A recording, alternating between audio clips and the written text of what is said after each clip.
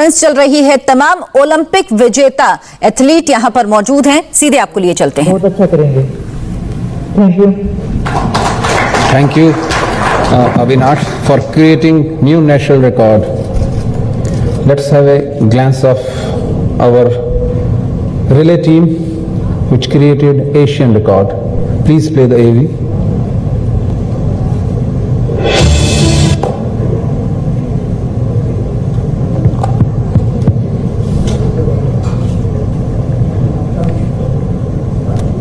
Made a big improvement chance there on the inside. India, like Colombia, has never medaled in the event. There's a fair start, and off they go. Laps around, and his first one is the longest, and don't be fooled by that. I think they couldn't stick out first, and certainly asserted themselves. Trying to come up onto the shoulder of the Indians, running wide now in lane 3 as Poland begin to pull away. Is it good running? They've got such experience when it comes to the 4x4. Poland from Belgium, France, and the Colombians have got an awful lot to do. कल जब ये athlete Bharat वापस आए तो इनका भव्य स्वागत किया गया। इनके लिए कार्यक्रम का आयोजन किया गया और इस वक्त प्रेस कॉन्फ्रेंस की जा रही है, जिसमें जिन खिलाड़ियों ने जीत हासिल की, जो मेडल लेकर भारत आए हैं, जिन्होंने देश का मान बढ़ाया है, वो मौजूद हैं मंच पर। इसके अलावा जिन्होंने भाग लिया इस प्रतियोगिता में, उनके बारे में भी बताया जा रहा है।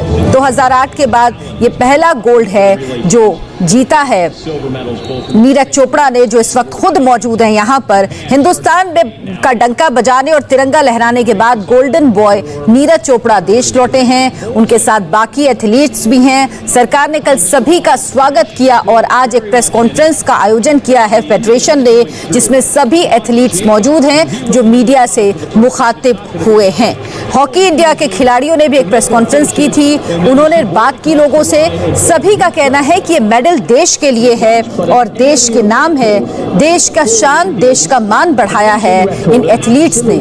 जेवलिन थ्रो में गोल्ड मेडल भारत को मिला, जो 2008 के बाद पहला गोल्ड मेडल है जो भारत को मिला एक लंबे इंतजार के बाद। We have short videos of Neeraj's performance.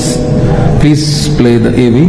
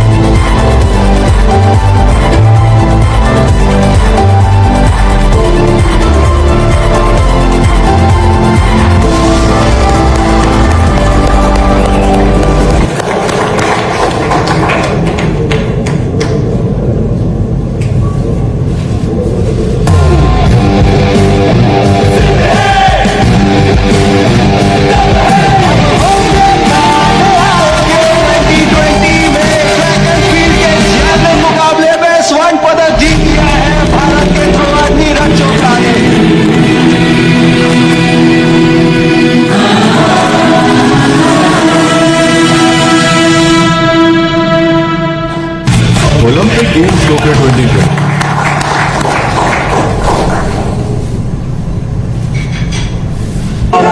पहला गोल्ड मेडल भारत के नाम एथलेटिक्स में ओलंपिक गेम्स के अंदर, और वो आया है टोक्यो 2020 में।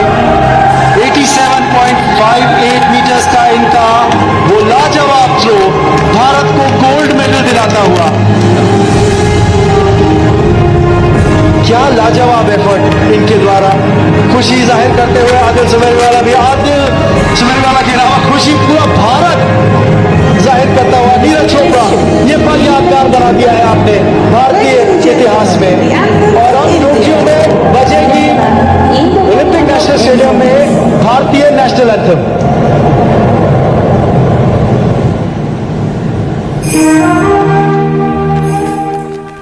तो नीरज चोपड़ा का गोल्डन थ्रो आपने देखा। नीरज चोपड़ा को 2021 टोक्यो ओलंपिक में गोल्ड मेडल मिला, जो भारत के लिए गर्व की बात है। नीरज चोपड़ा ने कल कहा कि ये मेडल उनका देश का मेडल है, देश के लिए मेडल है, और जो भारत के लोगों ने उनको सहयोग किया, उनका हौसला अफजाई की, ये उसकी वजह से वो हासिल कर पाए हैं। लेकिन उनके रिकॉर्ड के आसपास कोई और नहीं पहुंच सका। हालांकि पहले भी नीरज चोपड़ा एशियन गेम्स में भी गोल्ड मेडल हासिल कर चुके हैं। कॉमनवेल्थ 2018 में भी उन्हें गोल्ड मेडल मिला था। एशियन एथलेटिक्स चैंपियनशिप 2017 में भी उन्हें गोल्ड मेडल मिला।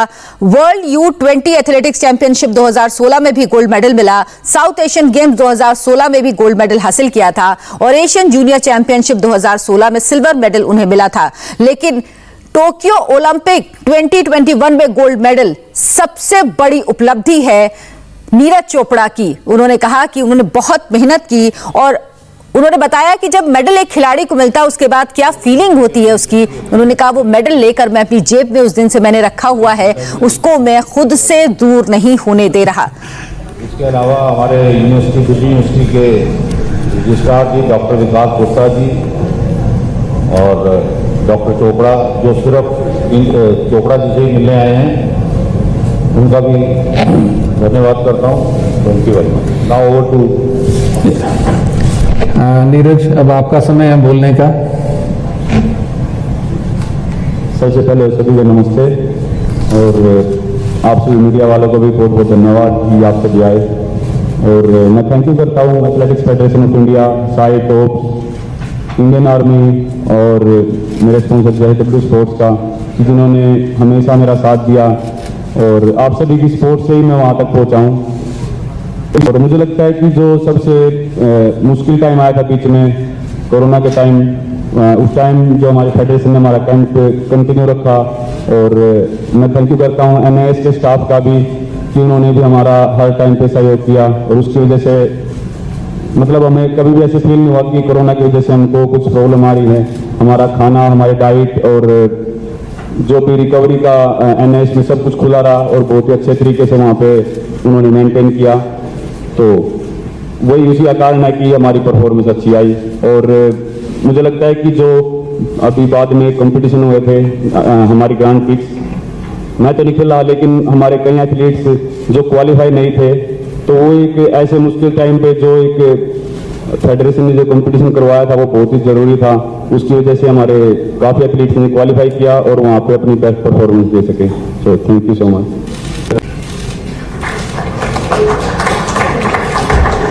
नीरज, अगर एक बार मेडल निकाल के हम सब खड़े हो जाएं और आप मेडल निकाल लें तो एक बहुत अच्छा पिक्चर बन जाएगा हमारी एथलेटिक्स फैमिली का।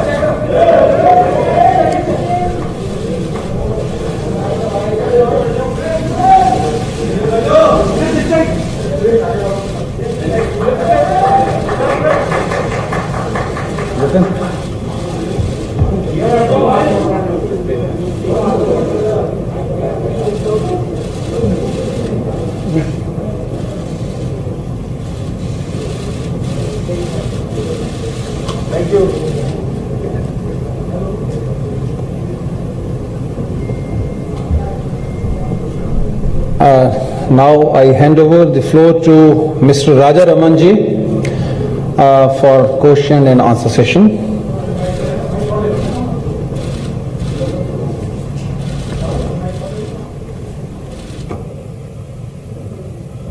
Thank you very much, Dr. Ravindra Chaudhary, Secretary of the Athletics Federation, and it's a great honor for me to be standing here. Neeraj, thank you very much. We will take one question at a time from the print media to begin with, because I think television, there's a separate arrangement for them, too far for them to be getting anything out of this. So can we have questions? Please raise your hand and I will come to you. Right there at the back, the first hand that went up is there. Is that Deepak Singh from PTI? Deepak, you please identify the person you want a question to so that we can pass the mic to them. मेरा सवाल है नीरज से। Deepak, wait, we can't hear you. Hello hello hello hello hello मेरा सवाल नीरज, मैं दीपक बोल रहा हूँ, प्रेस दस ranger. First of all congratulation. मैं थोड़ा सा आपको 2015-16 के बारे में पूछना चाहता हूँ। आपको नेशनल गेम्स में 2015 में 5th पोजीशन आया था, देन उसके बाद आपको नेशनल कैंप में ला गया था। Then at the end of that year itself आप 80 क्रॉस हुआ है। देन आप साउथ एशियन गेम्स में 82 फेंका एंड देन जुलाई में वर्ल्ड चैंपियनशिप जूनियर में आप 86 पहुंच गए। तो इसी बीच का टाइम में आपने ये परफॉर्मेंस कैसे इम्प्रूव किया, आप उसी समय का थोड़ा बता दीजिए। सबसे पहले तो मैं बताता हूं कि जो नेशनल गेम्स के बाद जो मुझे नेशनल कैंप में लिया गया, तो वो मेरे लिए एक बहुत ही मेरी लाइफ का एकदम चेंज था स्पोर्ट्स करियर में, क्योंकि उससे पहले हम खुद खाना बनाते थे और हमारे पास जेल भी थोड़े इतने ऊपर क्वालिटी के नहीं थे, तो हम ट्रेनिंग अच्छे से करते हैं, लेकिन जो एक फैसिलिटी होती है वो मुझे नेशनल कैंप में आने के बाद ही मिली। एक जो एथलीट की डाइट होती है, और सबसे बड़ी बात है कि वहाँ पे जो मेरे सभी सीनियर एथलीट्स थे उनको देख के एक जो मोटिवेशन मिलता था और एक फीलिंग थी वहाँ पे जाके कि मैं अब अपनी इंडिया के सबसे बेस्ट एथलीट्स के बीच में ट्रेनिंग कर रहा हूँ, वो एक बहुत ही अलग फीलिंग थी। उसके बाद ही जो एक ट्रेनिंग का और जो स्पोर्ट्स का एक अलग से मेरे अंदर जज्बा आया, वो बिल्कुल अलग था। तो बस सभी मेरे को फैसिलिटी मिल गई थी, बस मुझे फिर अपना हार्ड वर्क करना था और मैंने वो किया और उसके बाद रिजल्ट ऊपर वाले ने अपने आप दे दिए। Thank you Neeraj, thank you Deepak. और एक सेकंड, मुझे लगता है, hello Deepak ji. Andrew Amson, I think that is, if I'm not mistaken, from Indian Express. Hi, Andrew here. Andrew जी। जी नीरज जी, अब वहाँ जब थे आपके इंटरव्यू में आप कह रहे थे मुझे अभी पता नहीं है, मतलब गोल्ड तो जीत लिया, मतलब मेरे को पता नहीं मैंने क्या कर दिया है। अब जब आए थे यहाँ पर कल, जो इतनी भीड़ जमा हुई थी, अब समझ आ रहा है कि क्या मैग्नीट्यूड है, मतलब कितना बड़ा लेवल का चीज़ है ये। बिल्कुल, क्योंकि वहाँ पे एक मेरा सपना था, मतलब मेरा नहीं, कोई भी एथलीट है, मैं सिर्फ इंडियन एथलीट की बात नहीं करता, शायद दुनिया का कोई भी एथलीट है, उनका सपना होता है कि ओलंपिक में मेडल जीतें। और गोल्ड तो मतलब गोल्ड से ऊपर कुछ है नहीं, तो मेरा गोल्ड आया और मुझे बिल्कुल विश्वास नहीं हो रहा था, सच बताऊं तो, क्योंकि मेडल के लिए मैंने ट्रेनिंग की थी, लेकिन जो वर्ल्ड में जो कंपटीशन चल रहा था वो बहुत ही टफ चल रहा था और बहुत अच्छे अच्छे थ्रोअर थे वहाँ पे, तो मेडल के लिए हमारी पूरी तैयारी थी, लेकिन वहाँ पे उस दिन मैं परफॉर्मेंस दे सका ठीक से और मेरा वहाँ पे गोल्ड आया। तो मुझे ऐसा फील नहीं हो रहा था, क्योंकि एक जैसे सपने में जी रहा था, मुझे लग रहा था कि कहीं ये सपना तो नहीं है। और जब भी मैं गोल्ड को देखता था फिर लगता था कि नहीं यार, जीत तो रखा मेरे पास ही है। पर जब मैं इंडिया आया तो एक बिल्कुल माहौल अलग था, और कल पता लगा कि हाँ यार, कुछ तो ऐसा देश के लिए किया है कि आज इतना सम्मान मिल रहा है। Thank you Neeraj, thank you Andrew. Sabi Hussain from the Times of India, ये मेरे बिल्कुल सामने है। हेलो नीरज, मैनी कॉन्ग्रेचुलेशंस पहले तो। माइक पास में रखना, क्लोजर टू योर माउथ। मैं धन्यवाद करूंगा और मैं रिक्वेस्ट करूंगा कर्नल बिश्नोई जी से, क्योंकि वो आए थे हमारे साथ पर उसके बाद थोड़ा जरा पीछे निकल गए, जिनका मैं इनवाइट करूंगा to him to stage, please come and join. इनका योगदान बहुत है, क्योंकि ये ईडी NAS पटियाला में है, जहां पर नीरज की और सब एथलीटों की ट्रेनिंग हुई, particularly at the time of when the COVID-19 was on peak. Congratulations. They continued their training and how they were quarantined and saved from the COVID, और कैसे इनके खाने पीने का ध्यान रखा गया, तो इनका भी स्वागत करते हैं और इनके योगदान को थैंक यू वेरी मच। सभी नीरज, मेरा सवाल यह है कि एक एथलीट जो होता है उसके करियर का जो एक अल्टीमेट एम होता है वो होता है गोल्ड मेडल जीतना। ओलंपिक में आपने गोल्ड मेडल जीत लिया, आप 23 इयर्स ऑफ एज है, एशियन गेम्स गोल्ड मेडल आपके पास है, कॉमनवेल्थ गेम्स गोल्ड मेडल आपके पास है, ओलंपिक गोल्ड मेडल आपके पास है। What next for Neeraj Chopra? अब आगे क्या, कहाँ ले जाएगा ये सफर आपको आगे, कैसे, मतलब? मुझे लगता है कि एक और टाइटल है वर्ल्ड चैंपियनशिप का, जो मैडम के पास है, अंजू अभी जोश जी के पास, तो वो और करना है, क्योंकि वर्ल्ड चैंपियनशिप भी एक बहुत ही बड़ा एक एथलेटिक के अंदर बहुत जबरदस्त कंपटीशन होता है। मुझे लगता है कि वो ओलंपिक से भी ज़्यादा टफ जाता है कई बार, तो सबसे अगला टारगेट वो है। और फिर एशियन गेम्स, कॉमनवेल्थ गेम्स, मुझे लगता है कि एक बार मेडल जीतना उसमें हमें सेटिस्फाई नहीं होना चाहिए, हमको कोशिश करनी चाहिए कि दोबारा भी उसको दोहराएं।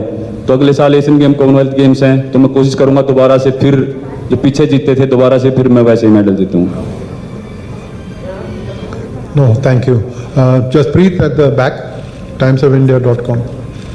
Hi everybody, and congratulations Neeraj, congratulations Kamal for a wonderful feat, and you have made us really proud. I have a couple of questions, one to Neeraj and one to कमल। नीरज, मैं आपसे पहले पूछना चाहूँगा, आपने लास्ट थ्रो जो था आपका 6th throw, उसके बारे में आपने कुछ बोला था कि मैं एकदम ब्लैंक हो गया था, क्योंकि शायद आपको मालूम था कि शायद क्या कंफर्म ही था कि गोल्ड हो चुका है, बट उस रनवे पे जो आपकी माइंडसेट था उस टाइम पे, क्योंकि आपको मालूम था बैक ऑफ द माइंड कि गोल्ड हो चुका है, उसको अगर थोड़ा सा एक्सप्लेन करेंगे डिटेल में तो बहुत अच्छा लगेगा। जी बिल्कुल, क्योंकि लास्ट थ्रो में मुझे पता लग गया था, उससे पहले मैं फिर भी थोड़ा कोशिश कर रहा था कि मैं अपना एफर्ट लगाऊं, जो कि मैं ज़्यादा एफर्ट लगाने के चक्कर में मेरी सारी थ्रो खराब हो गई सेकंड थ्रो के बाद, क्योंकि जेवलिन है जो काफ़ी टेक्निकल इवेंट है, और अगर थोड़ा सा भी टेक्निक इधर उधर हुई तो बहुत गड़बड़ हो जाती है। तो वही मेरे साथ हुआ कि मैं अपना बेस्ट करने के चक्कर में, और मुझे लग रहा था कि हाँ आज सब ठीक है, वेदर अच्छा है, फीलिंग अच्छी है, तो मैं अपना बेस्ट कर सकता हूँ और शायद 90 के पार भी कर दूँ, लेकिन वो नहीं हो सका क्योंकि कहीं ना कहीं टेक्निक में कमी रही।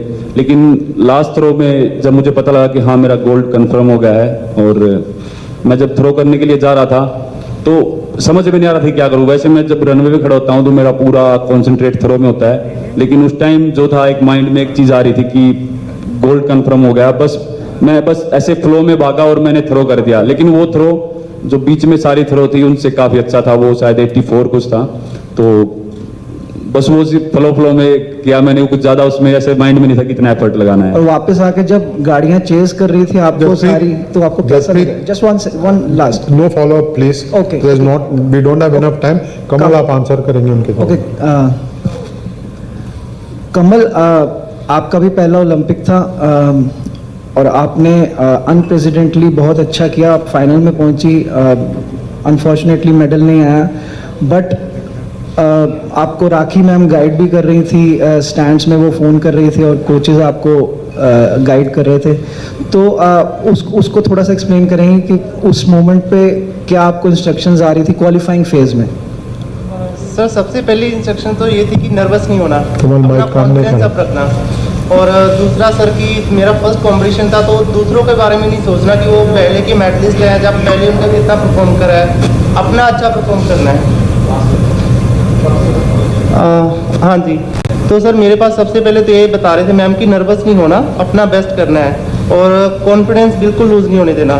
तो दूसरा सर कि उन्होंने बताया कि जो ये नहीं सोचना कि वो वर्ल्ड चैंपियन है, जो ओलंपिक मेडलिस्ट है, अपना बेस्ट करना है, क्योंकि मोस्टली प्लेयर सर यही सोच लेते हैं कि हमारे ग्रुप में कितने अच्छे प्लेयर हैं, जहाँ वो पहले के कितने मेडलिस्ट हैं। तो सर मैंने इस चीज़ को बिल्कुल नहीं देखा, और ना ही मुझे मैम ने देखने दिया, ना मेरे मतलब वहाँ कोचेस ने देखने दिया, तो ये सब मुझे सर वहाँ बताया जा रहा था। Vinayak, thank you Kamal. विनायक को mike, can we have a mike move here please. Vinayak के बाद फैसल है। Hi, my question is to Amoj. Amoj, Asian record was good, but you guys couldn't qualify for the final. How do you explain this? Timing अच्छा हुआ but मंजिल नहीं मिली। Sorry sir, क्या बोला? Timing अच्छा हुआ बट मंजिल नहीं मिली। हाँ sir, first of all I से हेलो, एंड सर जैसे बनवाल सर ने बोला था कि हम 3 डेट के नीचे कर सकते हैं, तो हम भागे तो वही थे, लेकिन कुछ हमारी थोड़ी छोटी मिस्टेक्स थी, उसकी वजह से हम रह गए। तो 3 टाइम तो अच्छा एशिया रिकॉर्ड हुआ, लेकिन हमें तो कोई खुश नहीं रहता। हम कह रहे थे कि यार कोई डिस्क्वालीफाई हो जाए, कोई भी हो जाए, हम घुस जाएंगे फाइनल में, तो देख ही लेंगे, या तो हम रहेंगे या इवेंट। लेकिन फिर वो हुआ नहीं था, हम दुखी थे। फिर अगले दिन नीरज भैया ने कर दिया, तो हम अभी बहुत ज़्यादा खुश हैं और इन्होंने अभी हमें बहुत इंस्पायर करा है। तो अब अगले साल तो बहुत सारे इवेंट्स हैं, तो हम भी साथ में मेडल लाएंगे उनके और हम भी नेशनल एंथम बजवाएंगे स्टेडियम में। Your question, please. Please identify yourself. I'm sorry, I don't. मेरा नाम जावेद है, न्यूज़ 18 इंडिया से। नीरज, आपसे सवाल है। ओलंपिक के दौरान और जीतने के बाद भी प्रधानमंत्री नरेंद्र मोदी ने आपसे बात की, आपको कंग्रेचुलेट किया। वो मोमेंट, और आपको क्या लगता है कि ये बेस्ट परफॉर्मेंस हमारा अब तक का रहा है? रियो में हमने 2 ओलंपिक मेडल जीते, इस बार 7 जीते हैं। आपको क्या लगता है कि क्या अभी बुनियादी ज़रूरतें हैं जिनको और ठीक किया जा सकता है ताकि हम ये और परफॉर्मेंस आगे ले जा सकें? और जो प्रधानमंत्री ने आपसे बात की, वो सपोर्ट खिलाड़ियों से जो उन्होंने बात की, वो कितना सपोर्ट आपको मिलता है उससे? बहुत अच्छा लगा जी, क्योंकि एक खिलाड़ी वहाँ पे खेल रहा है और देश का प्रधानमंत्री हमको मतलब हमसे बात कर रहे हैं हमारा गेम होने के बाद। उन्होंने सिर्फ मुझसे ही नहीं, बाकी मेडलिस्ट को और वुमेन हॉकी टीम से ही बात की जिन्होंने मेडल नहीं जीता, लेकिन बहुत ही अच्छी परफॉर्मेंस वहाँ पे दी। तो ये बहुत ही बड़ी बात होती है कि एक देश का प्रधानमंत्री खिलाड़ियों को इतना सपोर्ट कर रहा है। और मुझे लगता है कि बहुत ही धीरे धीरे करके हमारा जो स्पोर्ट्स है वो बहुत ही इम्प्रूव हो रहा है। और सबसे बड़ा जो कारण था इस बार परफॉर्मेंस अच्छी आने का, वो ये था कि जो खिलाड़ियों के मन में जो एक बात थी, मैं काफ़ी एथलीट्स से मिला, जितने कोरोना की वजह से सबसे नहीं मिल पाए, लेकिन जितने भी अपने इंडियन एथलीट्स से मिला, तो इस बार कुछ भी किसी के मन में ये नहीं था कि हाँ हम यहाँ पे आए हैं, सेटिस्फेक्शन नहीं थी कि पार्टिसिपेट हुआ है। सबके मन में कहीं ना कहीं एक मेडल वाली बात थी। तो वो जो एक सोच थी वो कहीं ना कहीं ऊपर उठी है। और मुझे लगता है कि फिजिकली तो स्पोर्ट्स में ज़रूरत है कि है ही, और मेंटली भी बहुत ही ज़्यादा इम्प्रूवमेंट होनी चाहिए, क्योंकि अगर हम फिजिकली फिट हैं और मेंटली कहीं ना कहीं हम वहाँ पे घबरा जाते हैं, तो बहुत ही एक हम अपना परफॉर्मेंस अपना वहाँ पे नहीं दे पाएंगे। तो मेंटली और फिजिकली दोनों ही बहुत फिट थे इस बार। इसलिए मतलब कई बार आपने देखा होगा कि वुमेन हॉकी टीम हार गई थी, मैन हॉकी टीम भी हार गई, लेकिन फिजिकली भी और मेंटली भी वो बहुत स्ट्रांग थे, उनकी टीम बहुत स्ट्रांग थी। तो वो उन्होंने फिर दोबारा बहुत अच्छा कमबैक किया। तो बहुत ही ये बहुत अच्छा रिजल्ट रहा अपने इंडिया के लिए, और मुझे लगता है कि आने वाले ओलंपिक्स में या गेम्स में और बेटर होगा इससे। Thank you, Neeraj. Thank you, Javed. Faisal and then Kannan. Hi Neeraj, this is Faisal from Agency France Press. Congratulations to all of you. Neeraj, you've been the star. Can you talk about, आप अपनी coaching के बारे में थोड़ा सा बताएंगे? Doctor clause ने जो आपको कोचिंग दी, उससे आपको फायदा हुआ? कितना मुश्किल था कोच हॉर्न से स्विच करना डॉक्टर क्लॉज की कोचिंग? जी देखो, जितना मैंने कोच हुए उनके साथ काम किया, वो भी मेरे लिए एक, मैं मानता हूँ कि मैं उनकी रिस्पेक्ट करता हूँ, वो भी मेरे लिए बहुत एक अच्छा रहा, क्योंकि उस साल मैंने कॉमनवेल्थ और एशियन गेम्स में गोल्ड जीता। और जो ट्रेनिंग चल रही थी, मुझे लगा कि कहीं ना कहीं जो टेक्निक है और जो ट्रेनिंग जो स्टाइल है उनका थोड़ा सा डिफरेंट था, लेकिन साथ में क्लाउज भी थे, क्लाउज बार्टोनिज, और उनके साथ मैंने थोड़ी देर ट्रेनिंग की। तो मुझे लगा कि इनका ट्रेनिंग प्लान जो है मेरे साथ बहुत अच्छे से हो रहा है। और फिर बस मैंने कोच हुए उनसे बात की और उनको बताया कि मैं कोच क्लाउज बार्टोनिज के साथ ट्रेनिंग करना चाहता हूं। और उन सर ने बाकी सभी जो एथलीट से, अनु रानी, शिवपाल सिंह, राजेंद्र सिंह, उनको ट्रेनिंग करवा रहे थे। और मैं और रोहित यादव हम बड़े आराम से क्लाउज बार्टोनिज के साथ ट्रेनिंग कर रहे थे। और उनका जो ट्रेनिंग प्लान है मुझे बहुत सूट कर रहा है। जो वो ट्रेनिंग प्लान बनाते हैं वो एक एथलीट की बॉडी को देख के और एथलीट को कैसे वर्कआउट की ज़रूरत है, और सबसे बड़ी बात है उनके पास बहुत ही पुराना एक्सपीरियंस है। वो बहुत एथलीट्स के साथ काम भी कर चुके हैं, अलग अलग कंट्री में काम कर चुके हैं। और मुझे लगता है कि वो एक्सपीरियंस जो उनका था वो बहुत काम आया है। तो मैं थैंक यू करता हूँ फेडरेशन का कि उन्होंने उनको बुलाया और इतनी वो हमको सिखा रहे हैं, और आज हम गोल्ड मेडल जीत के आए। Thank you. कन्नन। नीरज, पास में रखना। Hello. Yes.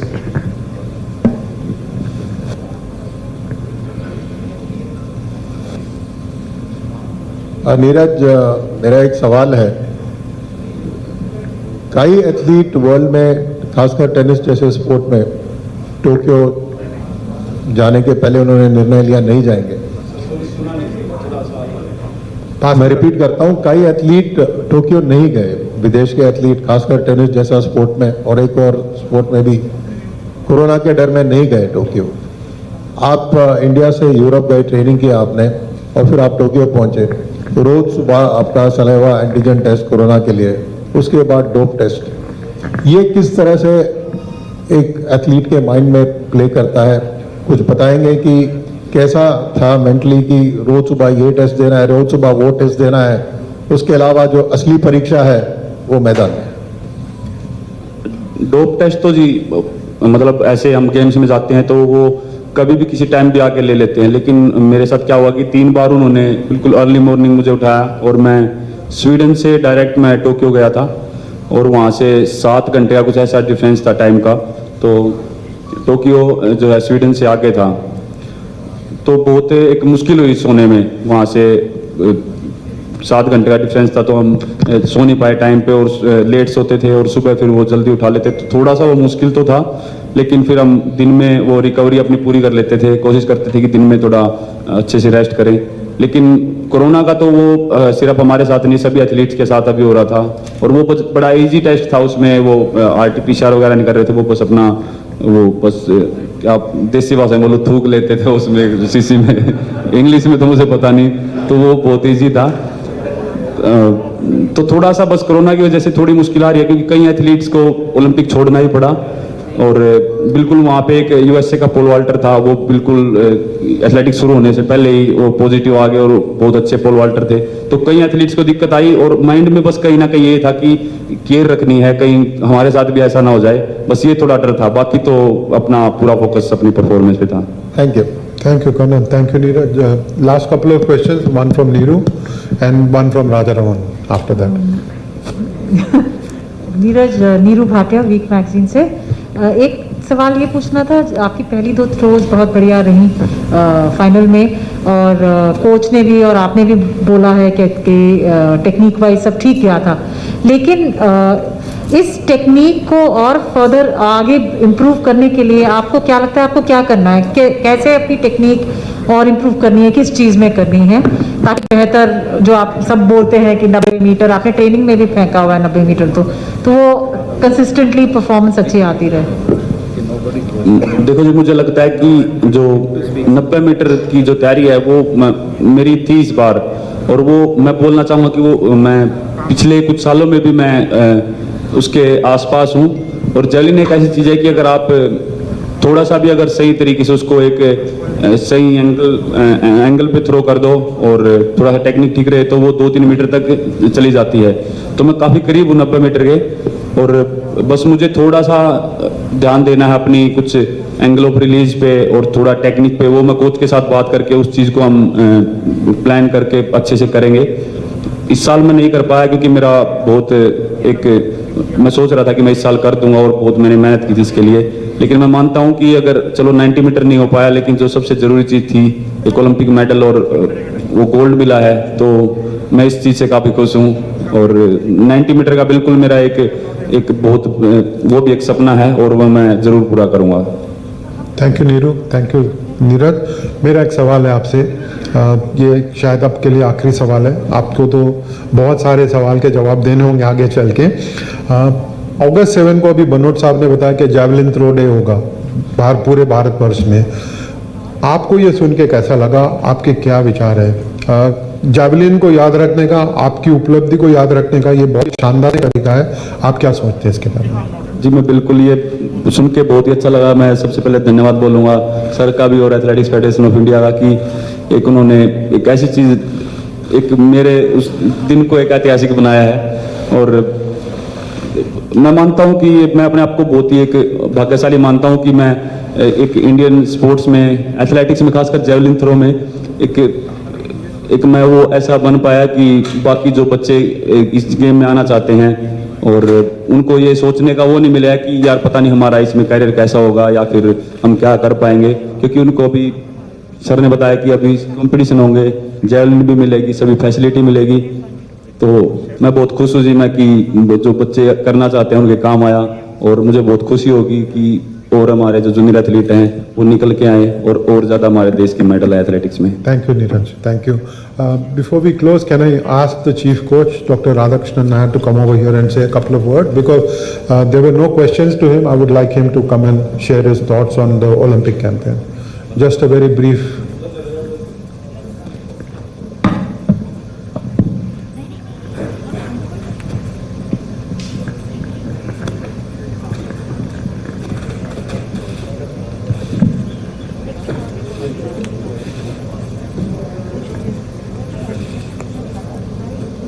Good morning to all. In fact, my Hindi is not that good. I will speak in Hindi. जब हम यहाँ से जा रहे थे टीम, जो ये मेरा दूसरा ओलंपिक्स है, तो जो पिछली ओलंपिक्स से कुछ अलग लगा मेरे को, क्योंकि हर तरफ से हमको, जैसे एथलेटिक फेडरेशन ऑफ इंडिया हमको सेंड ऑफ दिया, it was a wonderful thing. And और not only athletic federation of India, कई कई स्टेटों ने भी सेंड ऑफ कर दिया, तो हमें कुछ अजीब सा लग रहा है। ये तो कुछ फर्क है पिछले ओलंपिक से, कुछ जरूर कुछ होगा, जरूर, मेरा मतलब जरूर कुछ होगा, मतलब जरूर कुछ नया चीज होगा। और देखो, हम यहाँ से जाने के टाइम पर, हर टाइम पर जो ओलंपिक्स में जाता है, हम फ्लैग नहीं लेके जाता, क्योंकि हमको पता है इधर तो कुछ मिलने वाला नहीं। लेकिन इस टाइम पर मैंने 4 फ्लैग लेके गया, क्योंकि मुझे जब पता था इस टाइम पर हमें 3 फ्लैग का तो जरूर पड़ेगा, लेकिन एक देश के फुल माँ और देश के गोल्डन बॉय की प्रेस कॉन्फ्रेंस लगातार जारी है। एक छोटे से ब्रेक के बाद हम फौरन आपको लिए चलेंगे इस प्रेस कॉन्फ्रेंस में।